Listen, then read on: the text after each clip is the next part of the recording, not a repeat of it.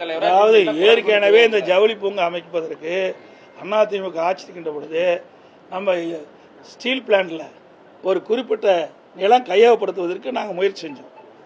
அங்கேயே அது மட்டும் இல்லை, இந்த இராணுவத்திற்கு தேவையான உதிரி பாங்கள் தயாரிப்பதற்கு அங்கேயும் நிலம் கையகப்படுத்துறதுக்கு இரண்டுக்கு சேர்ந்து நாங்கள் முயற்சி செஞ்சோம். மத்திய அரசுக்கு எழுதி அனுப்பிச்சோம். சுமார் 1500 ஏக்கர் இந்த ஸ்டீல் பிளான்ட்டுக்கு உள்ளே இருக்கின்ற நிலம் காலியாக இருக்கின்றது, பயன்படுத்தாமல் இருக்கின்றது.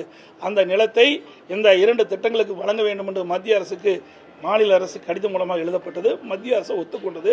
அதுக்குண்டான ஏற்கனவே அவர்கள் அந்த கைட்லைன் படி தான் பணம் கட்டி தான் பணம் செலுத்தி தான் அந்த ஸ்டீல் பிளான்ட்டுக்கு தேவையான நிலத்தை கையகப்படுத்தினாங்க.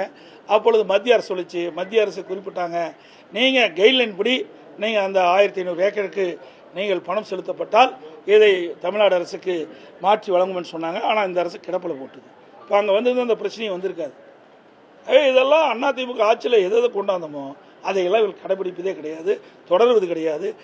விவசாயிகள் பாதிக்காத அளவிற்கு இந்த திட்டத்தை நிறைவேற்றணும். அதுதான் நான் ஸ்டீல் பிளான்ட்லேயே ஏற்கனவே 500 ஏக்கர் இடத்தை எடுப்பதற்கு அதிமுக ஆட்சிக்கு முயற்சி செஞ்சது. மத்திய அரசு இசைவு கொடுத்தது, அந்த ஸ்டீல் பிளான்ட்லாம் நாங்கள் கொடுக்கணும். ஆனால் இவர்கள் அதை கண்டுகொள்ளவில்லை.